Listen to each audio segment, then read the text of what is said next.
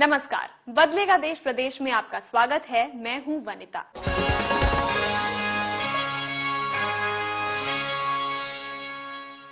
पिछले एपिसोड में हमने बात की थी आरक्षण के मुद्दे के विभिन्न पहलुओं पर।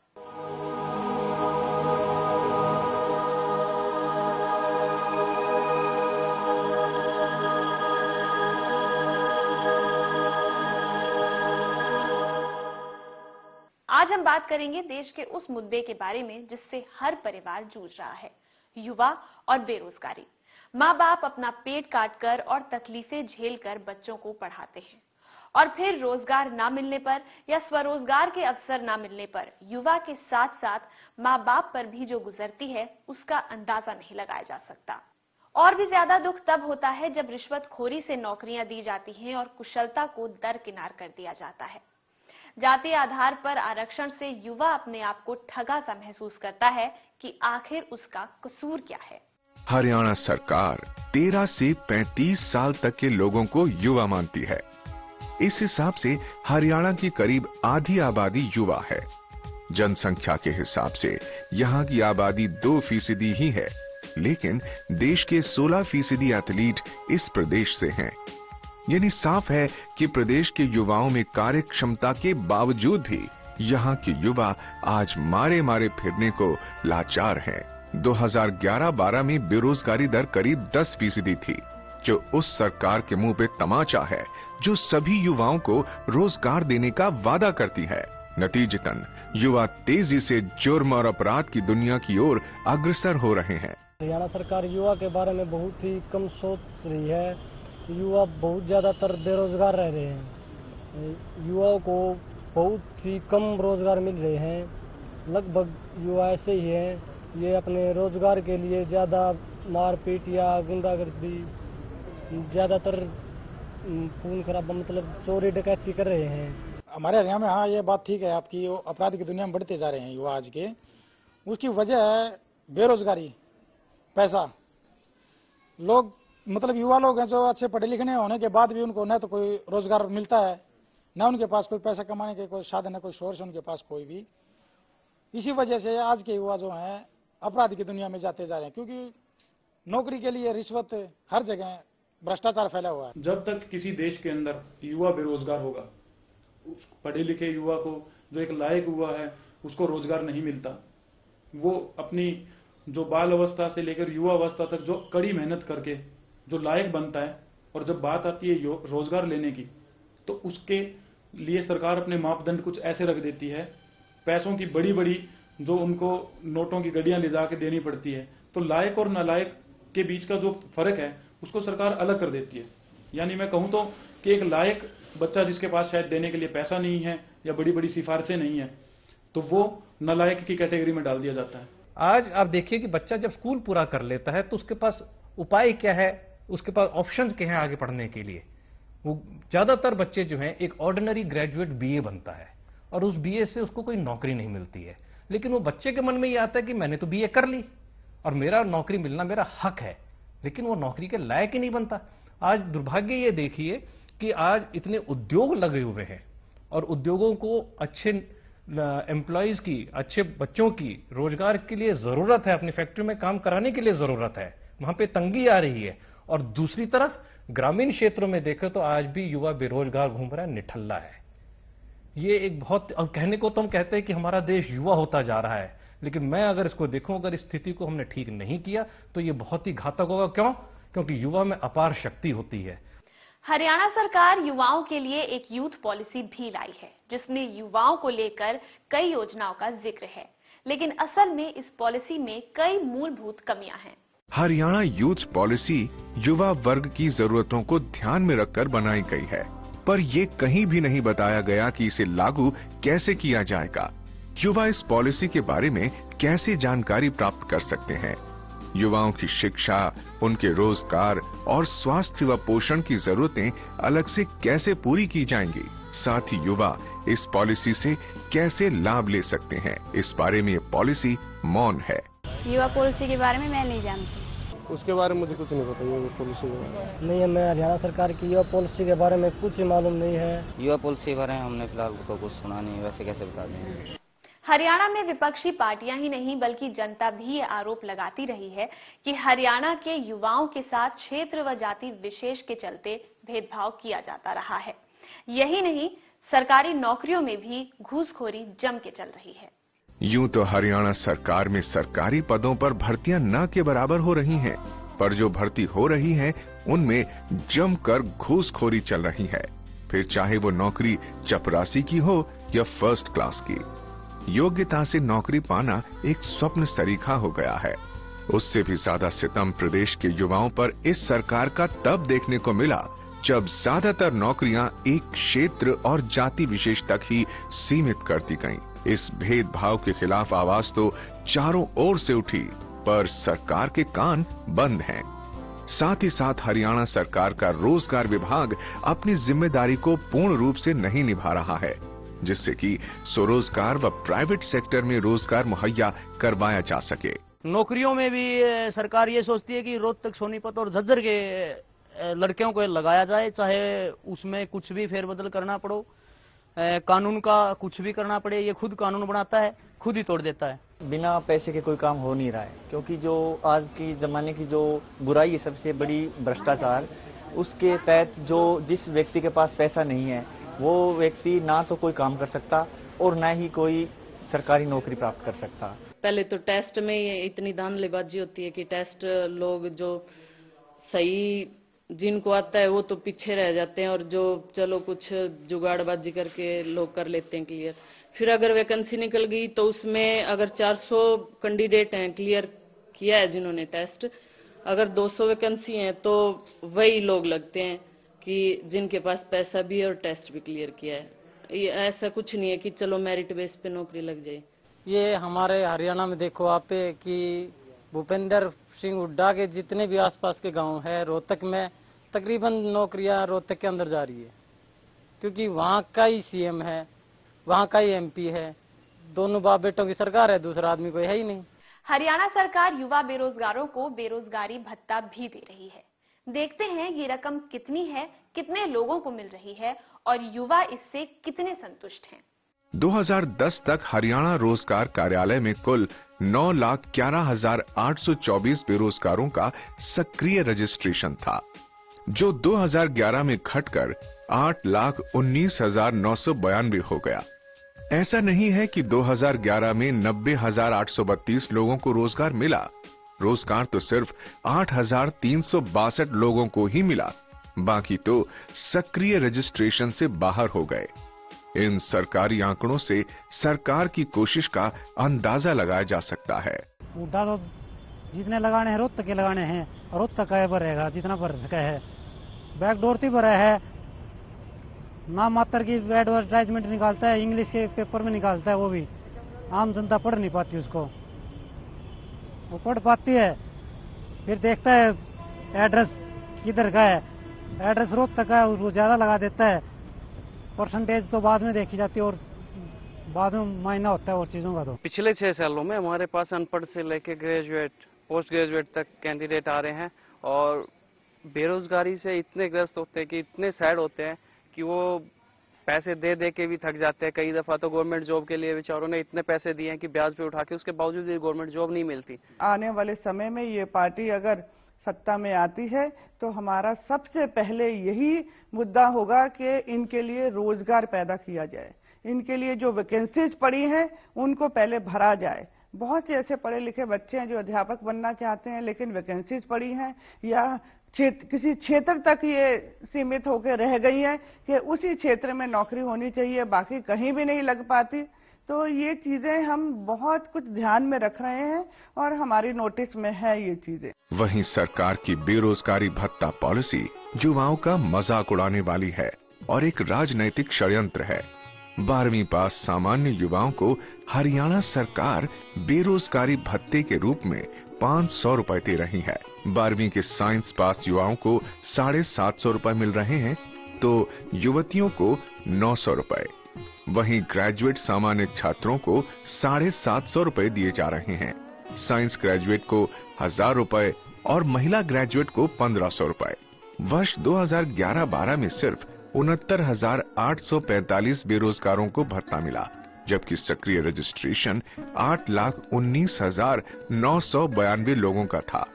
भत्ता पाने की शर्तें इतनी जटिल हैं कि उन्हें पूरा करना बड़ा मुश्किल है। सरकार जो बेरोजगारी भत्ता दे रही है तो ठीक है, लेकिन जो आय 500-700 रुपए दे रही है ना, उसमें तो छोटा बच्चा भी नहीं मानता। इसमें इसको बढ़ा देना चाहिए बेरोजगारी भत्ते को। हमारे नौजवान युवाओं को बेरोजगारी भत्ता देके उनको निकम्मा बनाया जा रहा है। उनको बेरोजगारी भत्ता ना देके रोजगार के अवसर पैदा किए जाए। ये जो एक स्कीम रखी गई है कि भी भत्ता देना, ये तो हम और बेरोजगार पैदा कर रहे हैं। मेरा ये मानना है कि ये भत्ते की बजाय अगर हम नौकरियों को पैदा की जाए, रोजगार पैदा किया जाए,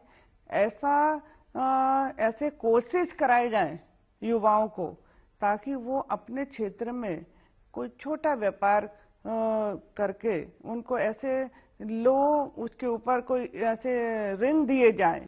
दुनिया के सबसे ज्यादा युवा भारत में रहते हैं।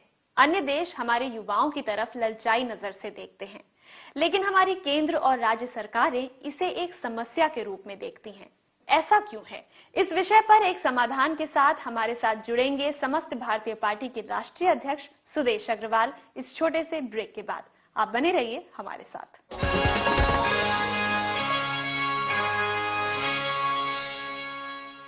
बदलेगा देश प्रदेश में आपका एक बार फिर से स्वागत है। समस्त भारतीय पार्टी के राष्ट्रीय अध्यक्ष श्री सुदेश अग्रवाल जी हमारे साथ स्टूडियो में जुड़ गए हैं। सुदेश जी नमस्कार, बहुत बहुत स्वागत है आपका। बहुत बहुत धन्यवाद आपका। सबसे पहले आपसे युवा नीति के बारे में ही जानना चाहेंगे, जिसके बारे में युवाओं को भी पता नहीं है। सन 2012 को हरियाणा सरकार ने यूथ ईयर, युवा वर्ष जो है वो घोषित किया जी। लेकिन आश्चर्य की बात यह है कि मुख्यमंत्री जी ने जून 2012 के अंदर ड्राफ्ट पॉलिसी की अनाउंसमेंट की घोषणा की। मतलब कि 6 महीने उन्होंने निकाल दिए पॉलिसी को ड्राफ्ट करने के लिए, उसकी घोषणा करने के लिए, और 6 महीने इस बात पे निकाल दिए कि इसको कैसे लागू किया जाएगा, क्योंकि उनको ये तो पता नहीं कि भी इसको लागू कैसे किया जाएगा। इतने विभागों का वो ताल मिश्रण था कि उसको लागू करने, इतने में युवा वर्ष जो है वो निकल गया जी। और 2013 आ गया। 2013 को ये तो बताया नहीं कि 2012 के अंदर उन्होंने क्या किया। यूथ वर्ष जो आपने घोषित किया उसके लिए आपके क्या परिणाम आए, आपने क्या योजना लागू की, क्या आपने किया, ये तो बताया नहीं। लेकिन 2013 को उद्योग व बेरोजगार वर्ष जो है उसे घोषित कर दिया। उसमें कहा क्या? उसमें ये कहा कि हम इस वर्ष के अंदर हर सर को छत देंगे। दूसरी चीज ये कही कि 2 लाख परिवारों को मकान देंगे। तीसरी चीज ये कही गई कि 2 लाख करोड़ का पूंजी निवेश हरियाणा में करवाएंगे। और चौथी चीज ये कही गई कि 20 लाख बेरोजगारों को रोजगार का सृजन करेंगे। ये 4 चीजों की उन्होंने घोषणा कर दी। हम ये पूछना चाहते हैं मुख्यमंत्री जी से कि भी आपने जो 4 घोषणाएं की हैं 2013 के लिए कि 20 लाख लोगों को हम रोजगार दिलाएंगे, भाई आप 8 साल से मुख्यमंत्री हैं, आप ये तो पहले बताइए कि 8 साल में आपने कितने रोजगार दिलाए? जो आप 1 वर्ष के अंदर 20 लाख, आपने 8 साल के अंदर तो 20 लाख रोजगार पैदा नहीं किए, कि तो 1 साल के अंदर कैसे करेंगे? ये जनता सवाल पूछना चाहती है। आपने मकान जो कह रहे हो 2 लाख परिवारों को मकान देंगे, आपने कितने परिवारों को मकान अब तक दिए हैं? ये जो हमारी सरकारें हैं ये बस घोषणा करना, योजना बनाना, चुनावी ईयर आने वाला है, 2014 में चुनाव है, जनता को बेवकूफ बनाने का अपना पूरा मकसद जो है वो पूरा करते हैं, उसको बेवकूफ बनाने में लगे रहते हैं। यूथ पॉलिसी के ऊपर आता हूं। यूथ पॉलिसी के ऊपर सरकार को अपना श्वेत पत्र जारी करना चाहिए कि सरकार ने यूथ पॉलिसी के माध्यम से यूथ के लिए क्या किया, और ये हमारी मांग है। मैं यही बताना चाहता हूं कि सरकारें बार बार घोषणाएं तो करती हैं लेकिन उसे पूरा कभी नहीं करती। वो तंत्र जो है वो बिगड़ा हुआ है। ये बात हुई युवा नीति के बारे में। अब बात करते हैं युवा बेरोजगारी भत्ते के बारे में। ये युवाओं के साथ मजाक नहीं है कि इस महंगाई के जमाने में आप उन्हें 500 रुपए दे रहे हैं। 500 रुपए जो भत्ता दिया जाता है वो 10+2 जो बेरोजगार है, जो कि एम्प्लॉयमेंट एक्सचेंज के अंदर रजिस्टर्ड है, उसको 500 रुपए भत्ता जो है वो महीने का दिया जाता है। सवाल ये नहीं है कि भत्ता कितना है, चाहे वो 500 रुपए हो, 1000 रुपए हो, 1500 रुपए हो। सवाल ये है कि आज युवा जो है वो भत्ता नहीं मांगता है, वो रोजगार मांगता है। वो मांगता है कि उसे स्वयं रोजगार करने के अवसर मिले जी। वो ये चाहता है कि उसकी जो शिक्षा है वो रोजगार परक हो। आज ये जो है युवा मांगता है, ना कि भत्ता मांगता है। दूसरी बात हम कहें कि सरकार जो है कि भत्ता तो कहती है कि हम भत्ता दे रहे हैं, लेकिन भत्ता कितने लोगों को दे रहे हैं ये भी सवाल उठता है। मैं आपको थोड़े से आंकड़े बताना चाहता हूं कि हरियाणा के अंदर रोजगार के जो केंद्र बने हुए हैं उनके अंदर 2011 के अंदर 8,19,992 पंजीकृत बेरोजगार थे और वहां से भत्ता कितने लोगों को दिया गया? सिर्फ 69,345 लोगों को भत्ता दिया गया, बाकी को भत्ता नहीं दिया गया, क्योंकि भत्ता पाने के लिए भी इतने जटिल कानून है कि उनको पूरा करना भी बड़ा मुश्किल काम है।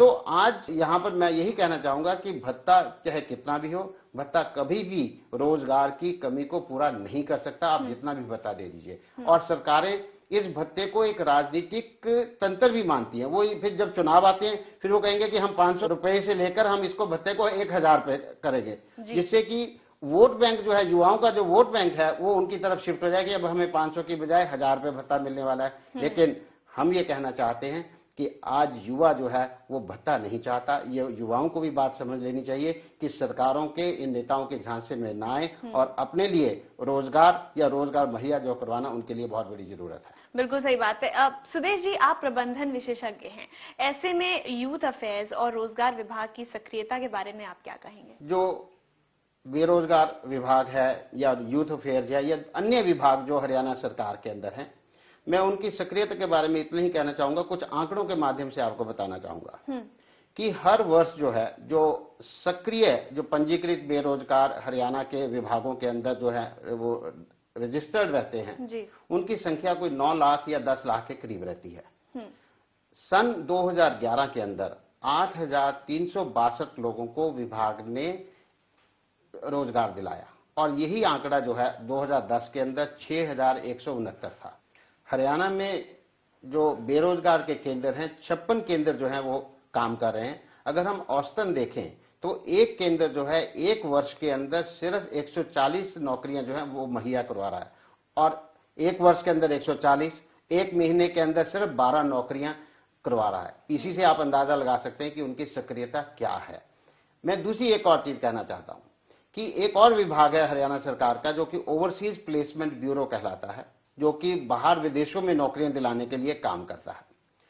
उस विभाग की स्थापना 2006 में की गई और 2006 से लेकर 2012 तक उन्होंने 104 जो युवा हैं उनको विदेशों में नौकरियां दिलवाई। मतलब 6 साल के अंदर 104 नौकरियां और पूरा विभाग काम कर रहा है, जबकि एक एक प्राइवेट एम्प्लॉयमेंट एजेंसी जो है हजारों लोगों को खाड़ी के देशों में ही नौकरियां दिला देती हैं। इससे आपको सक्रियता का अंदाजा लगेगा कि ये कैसा काम कर रहे हैं। सुदेश जी, हरियाणा के युवा और राजनीतिक पार्टियां नौकरियों में क्षेत्रीय भेदभाव का मसला उठाते रहे हैं, इसमें आप कितनी सच्चाई देखते हैं? देखिए, ये बात बिल्कुल सही है कि यहाँ पर हरियाणा के अंदर भेदभाव, क्षेत्रीय भेदभाव, जाति के नाम पर भेदभाव जो है वो होता रहा है। नौकरियों में ही नहीं, लेकिन उसके साथ साथ जो कॉन्ट्रैक्ट्स मिलते हैं, जो कि सरकारी को ठेके दिए जाते हैं कामकाज के लिए, उसमें भी भेदभाव दिखने को मिलता है। यहाँ पर ऐसी व्यवस्था है कि जिस क्षेत्र का मुख्यमंत्री बन जाता है उसी क्षेत्र के युवाओं को, जाति विशेष को, वहीं के लोगों को जो है कामकाज जो है नौकरियां जो है वो मिलने लग जाती हैं और ये बड़ी दुख की बात है कि ऐसा होता है। यहाँ पर जो गैर जाट जो समुदाय है वो एक बहुत ही उपेक्षित समुदाय अपने आप को मानता है, क्योंकि जाटों को ही नौकरियां मिलती हैं, जाटों को ही कॉन्ट्रैक्ट्स मिलते हैं। ये एक बहुत बड़ा मसला है इस प्रदेश के लिए और इसको सुलझाना बहुत जरूरी बात है। इस व्यवस्था को कैसे सुधारा जा सकता है, इसके ऊपर हमें विचार जो है वो करना होगा। अगर आप आंकड़े निकालेंगे ना तो आपको इसमें सच्चाई नजर आएगी। और मैं आपको ये भी बताना चाहता हूं कि नेता लोग जो हैं ये ऐसा करते क्यों हैं? ये इसलिए करते हैं क्योंकि वो एक वोट बैंक जो है वो तैयार करते रहना चाहते हैं, जिससे कि सत्ता में वो किसी ना किसी तरीके से बने रहें। आज इस व्यवस्था को चुनौती देना बहुत जरूरी बात है। ये प्रदेश के लिए भी बहुत जरूरी बात है, क्योंकि समाज के अंदर एक समानता बनाने के लिए, एक प्रदेश को सही रूप से चलाने के लिए इस व्यवस्था को ठीक करना बहुत जरूरी बात है।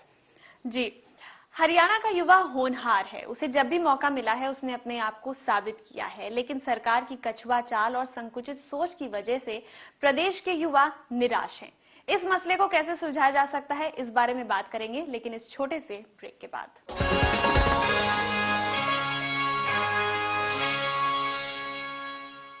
ब्रेक के बाद बदलेगा देश प्रदेश में आपका एक बार फिर से स्वागत है। सुदेश जी, कई विकसित देशों के विकास में भारत के युवाओं का बहुत बड़ा योगदान रहा है, लेकिन भारत ये फायदा क्यों नहीं उठा पाया? देखिए कि आपने बिल्कुल सही कहा है कि विकासशील देशों में भारतीयों का बहुत योगदान रहा है और वहां की सरकारें भी इसे मानती हैं। मैं आपको खाड़ी के देशों की बात बताना चाहता हूं, जो कि 6 खाड़ी के देश हैं, जहां पर 60 लाख भारतीय जो है वहां पर काम करते हैं। 6 मिलियन पीपल और वहां पे काम करते हैं और वहां पर वो इतना योगदान देते हैं और बड़ी मेहनत से, और इतना पैसा जो है देश के अंदर वापस भी जो है एनआरआई जो पैसा जो आता है वो वहां से आता है। 2.5 करोड़ लोग जो है 25 मिलियन जो है भारतीय मूल के लोग जो है पूरी दुनिया के अंदर फैले हुए हैं। मतलब कि हजारों अरबों डॉलर की जो है उनकी संपत्ति है। ये उनका योगदान। हमारे साइंटिस्ट हैं, आईटी प्रोफेशनल्स हैं, इंजीनियर्स हैं, नर्सिस हैं, ये विकसित देशों के अंदर काम कर रही हैं। लेकिन भारत के अंदर जो आपने कहा कि भारत इसका फायदा क्यों नहीं उठा पाता है, भारत के अंदर समस्या क्या है कि एक तो उसे आगे बढ़ने के अवसर नहीं मिलते हैं, मेहनत करने का मौका नहीं मिलता, जो उसको सुविधाएं चाहिए वो सुविधाएं नहीं मिलती। एक तो ये चीज होती है। दूसरी, वो रोजमर्रा की समस्याओं से इतना उलझा रहता है, जो मूलभूत ढांचा है ना हमारा, बिजली की कमी, पानी की कमी, यातायात के साधन की कमी, रसोई गैस नहीं मिल रही है, ये जो रोज की समस्याओं से वो जूझता रहता है, उसका जो काम करने का जो समय है वो बहुत कम रह जाता है। तो इसलिए ये भी एक बहुत बड़ी समस्या है। अगर हमें भारतीयों को भारत के अंदर इस्तेमाल करना है कि वो उनका योगदान जो है पूरा उनकी क्षमता अनुसार योगदान हो, तो हमें अपने मूलभूत ढांचे को जो है वो सही करना होगा। उसको जो रोजमर्रा की समस्याएं हैं उनसे उसको आजाद कराना होगा। ये सरकार का काम है। इसलिए जब तक ये नहीं होगा तब तक हम उनको पूरा फायदा जो है उनसे नहीं उठा पाएंगे।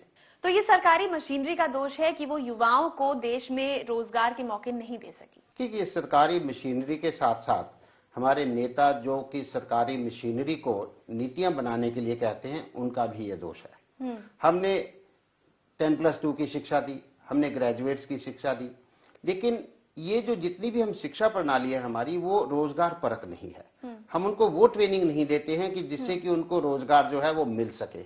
आज हमारे जितने भी पॉलिटेक्निक हैं या ITIs हैं, उनका भी बुरा हाल है।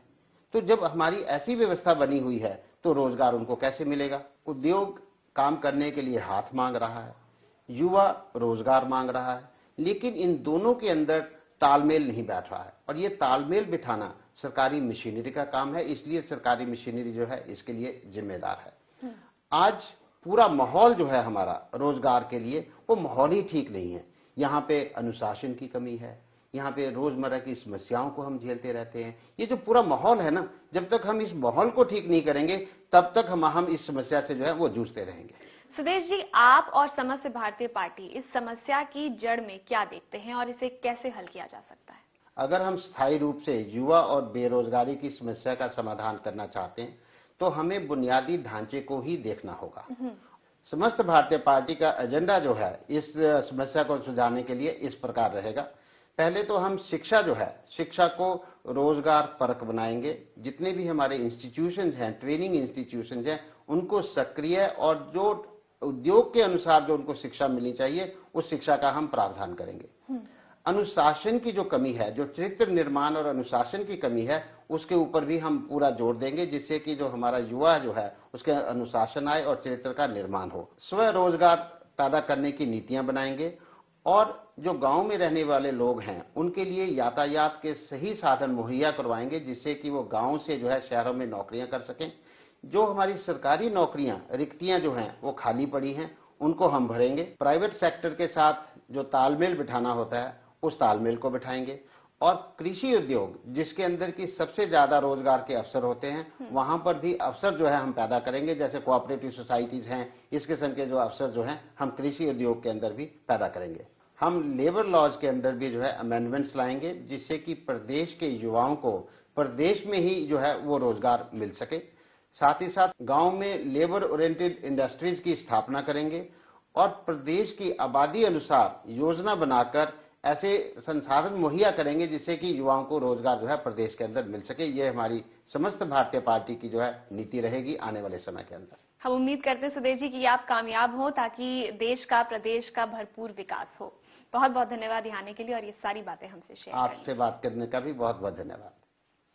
किसी भी देश के विकास में युवा शक्ति का अहम योगदान रहता है। भारत के युवाओं को विदेश में बेहतर से बेहतर नौकरियां मिलती हैं और वो अपने आप को साबित भी कर रहे हैं। भारत को सही नेतृत्व की जरूरत है। राजनीति से देश चलता है, राजनीति से प्रदेश चलता है, राजनीति से सभी व्यवस्थाएं बनती हैं। राजनीति सही तो सब कुछ सही, राजनीति गलत तो सब कुछ गलत। आज राजनीति पर कब्जा कर लिया उन लोगों ने जो स्वार्थी हैं, भ्रष्टाचारी हैं, अपराधी व अकुशल हैं। समस्त भारतीय पार्टी का मानना है कि जब तक अच्छे लोग राजनीति पर काबिज नहीं होंगे तब तक हमें बदलाव की उम्मीद नहीं करनी चाहिए। कब्जा अच्छे लोगों के हाथ में देना लोकतंत्र में ये जनता की जिम्मेदारी है। आपको हमारा ये कार्यक्रम कैसा लगा? आपकी राय का हमें इंतजार रहेगा। आप अपनी राय हमें इस पते पर भेज सकते हैं। हमारा पता है समस्त भारतीय party, W6/5 DLF Phase 3 Gurgaon, 122002 Haryana. Telephone number 0124-406-4659। आप हमें ईमेल भी कर सकते हैं on info@sbparty.org और हमारी वेबसाइट है www.sbparty.org। तो ये था हमारा आज का कार्यक्रम। अगले एपिसोड में हम बात करेंगे कृषि की, कि क्यों हमारे देश के करोड़ों किसान आत्महत्या करने पर मजबूर हैं। तब तक के लिए नमस्कार। इस एपिसोड को आप समस्त भारतीय पार्टी की वेबसाइट और YouTube पर भी देख सकते हैं।